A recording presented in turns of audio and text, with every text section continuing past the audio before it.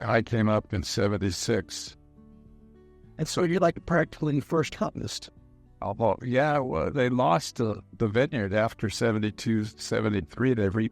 That famous triple freeze, I remember Scott, they were early sculling us while he's like, you guys during a cold 77, 78, 79 or whatever, that freezes or that was after 76. You're like, you had a freeze of 72? Oh my God. The year they planted. Nobody knows that. Yeah. There's just so little crop in the world. So they had to replant 2/3 of the vineyard. Oh. That was a real testament to Alec Bayless and Wainwright and Albert Ravenholt, the owners of Sage Bar Farms. Who would spend the money to do that? They were dedicated pioneers in the vineyard side at that time. And when you arrived, you had to find customers. There weren't any. We had... That project in writ large. You had Rob Griffin, who had moved up from California, and I think Buena Vista, maybe. I want to be him too. Yeah, you should do Rob to work for Preston. Preston was a farm equipment dealer who'd started a winery. And he was a Ford tractor salesman, if you will, FBI, manager of the company. But they didn't know come back from Sikkim for making wine. But Rob did. Rob was very talented and really helped get them on the map.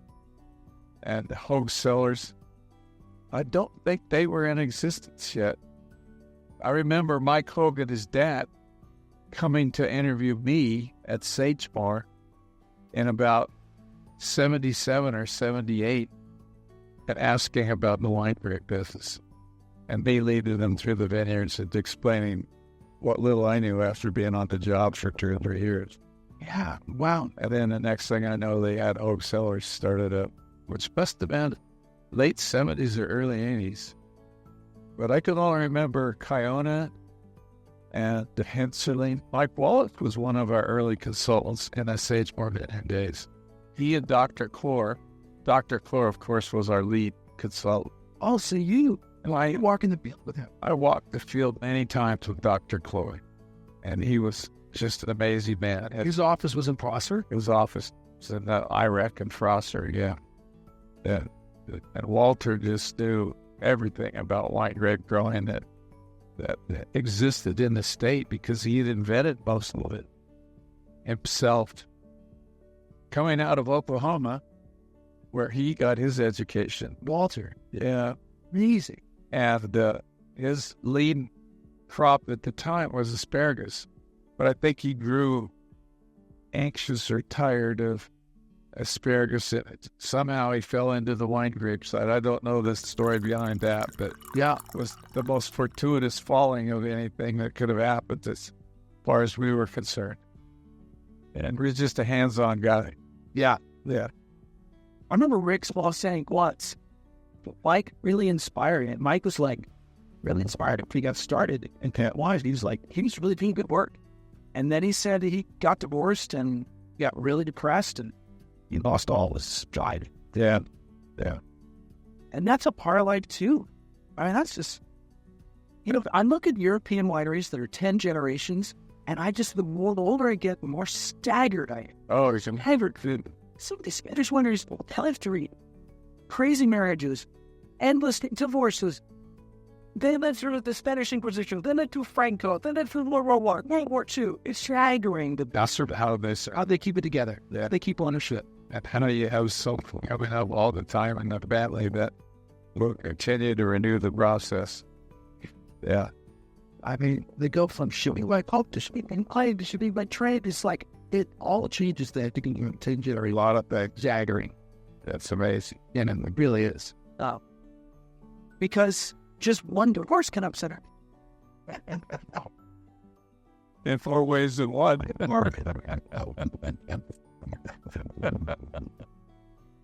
It's so crazy. It's like a business that won't quit, but it's really fragile for some.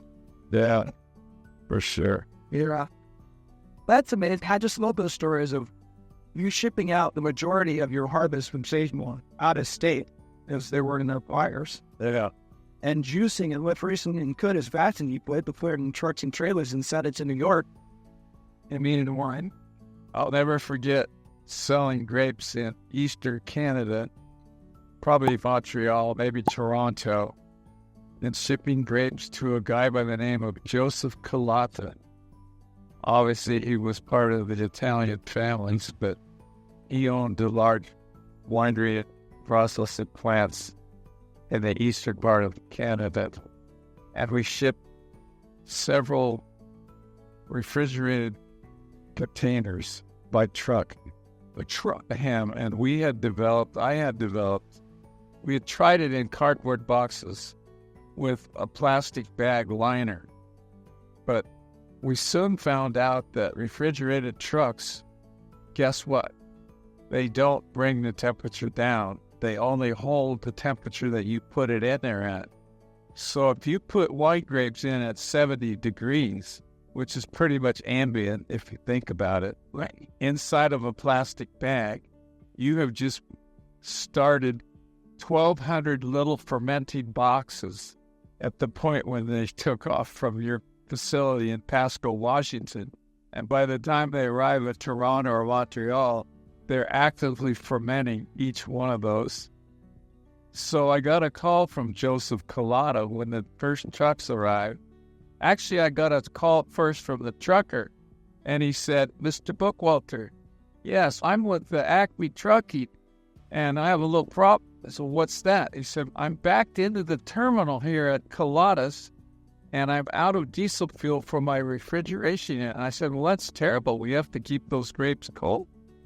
Can't you pull out?" He said, "No, they won't let me pull out because they haven't inspected my load yet." "What should I do?" I said, "Well, do the best you can, but can you find 5 gallons of diesel somewhere and fill up and get the reefer going?" "Well, maybe I can." And meanwhile, I called Joseph Colata and I said, "Joseph, my man, my trucker is in your terminal and he's out of diesel. What's going on?" "Well, I'm waiting for my brother-in-law, who's the inspector, to come and check your load because I think there could be some issues and we may have to renegotiate the price." "Well, call me back and let me know." Well, I get a call back in a couple hours. "Well, my brother-in-law has inspected it and he's rejected your load." I said, "Well, what do you want me to do?" He says, "Get the truck out of my terminal." I said, "Well, is there any value?" "Well, I could give you salvage value, perhaps $200 or $300.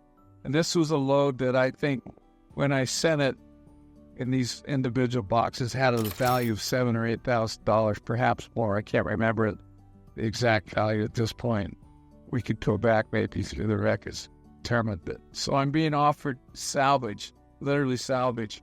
And I don't know whether they're really fermenting or if it's all that bad. And I'm thinking, right, well, if they're fermenting, maybe you could just unbox them and put them in a fermenter and get on with the program. Right. Well, eventually we solved it, and it wasn't a good resolution. Let me put it that way. And we never did business with Mr. Colata again. But I had sent out 7 of these reefer trucks the same day, because we had a packing line established at Sagemore at that time where we could run it over a belt, put them in the plastic bag, put that in a cardboard box. The following year, we changed and went to a waxed box, right, that had no plastic liner in it, and it had holes punched in it so you could breathe it. And so we put that in our cold rooms and tried to bring the temperature of the fruit down to the 34 to 35 range before we loaded the reefer.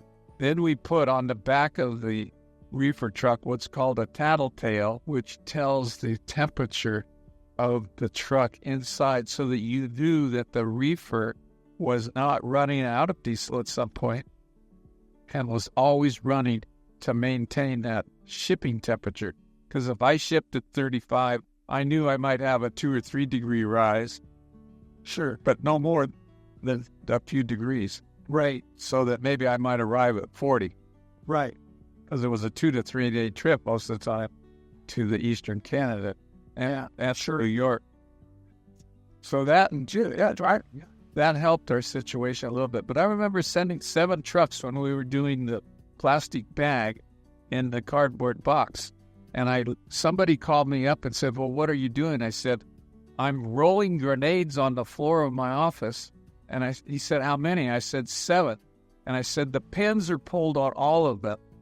And I don't know when they're going to explode. But I said, that's the analogy I'm using, because whenever they hit a market somewhere, I'm going to get a phone call, and it's going to be explosive when they call me. And that was exactly what happened to all 7 of those truckloads. So that's how we tried to establish an Eastern market. We soon learned that we were much better off to cultivate things closer to home. And we sold to Oregon wineries. We sold to many Oregon wineries in the early days. Irie Vineyards, Tualatin Vineyards, Dick Erath, Erath Cellars, Myron Redford, what was the name of it? Amity Vineyards, and a doctor and his wife, I can't remember their name at the moment. So we probably had a list of 8 or 10 or 12 Oregon wineries, and plus 4 Washington wineries all the time. And then we did have some in Michigan that worked out pretty well that we sold to. Then I did some California work. I sold to J. Lohr. I sold to Fetzer. And we tried to do Gallo, but we never could bust through the armor. But I always remember I had a good friend that worked at Gallo, was a fraternity brother of mine, Pete Vella. Later on, Vella wines were developed, and to this day, you can still buy Vella wines. And he became a vice president eventually of the company. Wow. And was well known.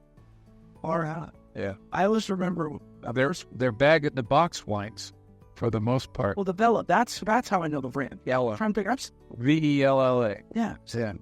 Peter Vella. Yeah, I still know him to this day. He's about a year older than me. He was 1 year ahead of me at UC Davis. So you're in UC Davis, guy. Yeah. Honey on. Yeah. 63 graduated. I should have done viticulture and enology had I known what I was going to do. The closest I got to enology was one time breaking into the enology cellar and sampling some of their product that gave me, shall we say, a colorful time in the end. And I thought I was going to die because of some radioactive wine that I had consumed. But later on I found out it was just sediment that hadn't dropped out of the wine yet.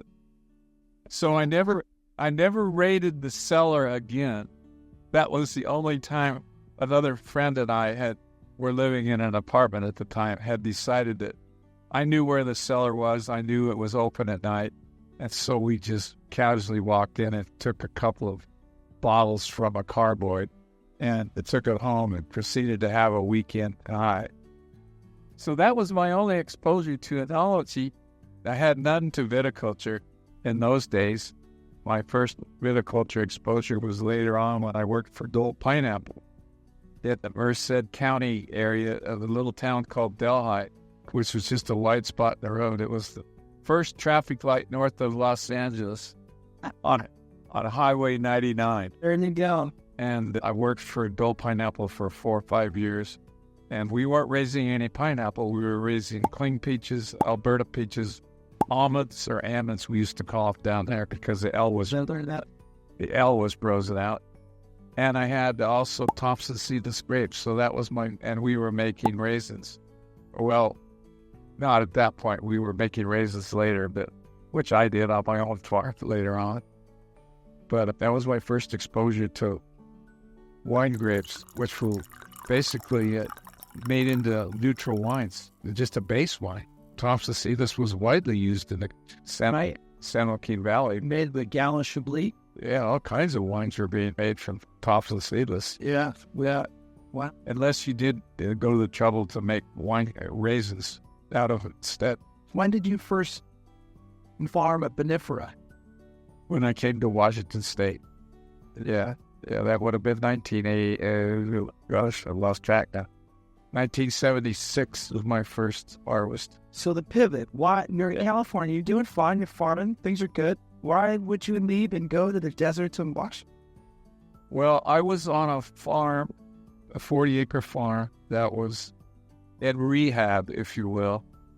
And I had purchased it from George Miyake, a Japanese gentleman who was an average Japanese farmer. And I was working for a co-op with all Japanese farmers, and I was the only Caucasian around. I was their second Caucasian manager since the 1920s. It was one of the oldest co-ops in California.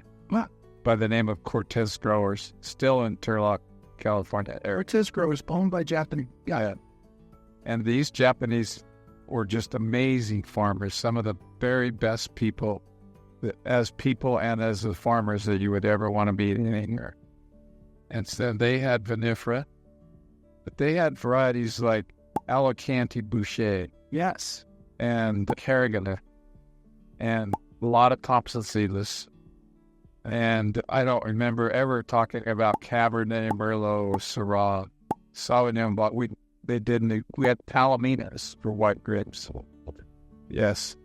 So there was a handful of grapes, and one of my jobs was making sure that the grapes got harvested properly and coordinating with the wineries that we sent it to.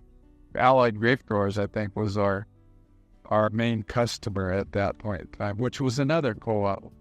So as co-ops doing business with co-ops, our almonds or almonds were sold to California Almond Growers Exchange, commonly known as CAGE, an acronym. And the walnuts were sold to Diamond Walnut Growers Association. Yeah, so we always tried to affiliate with other co-ops if we could, because we were a co-op as well.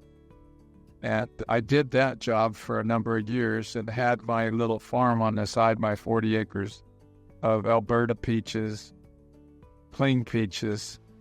And I had no clings. I'm sorry, I'm digressing way back into my past with starting on my dad's farm, which was cling peaches. But I had Alberta peaches, almonds, and Thompson seedless grapes on mine, which I made into raisins business.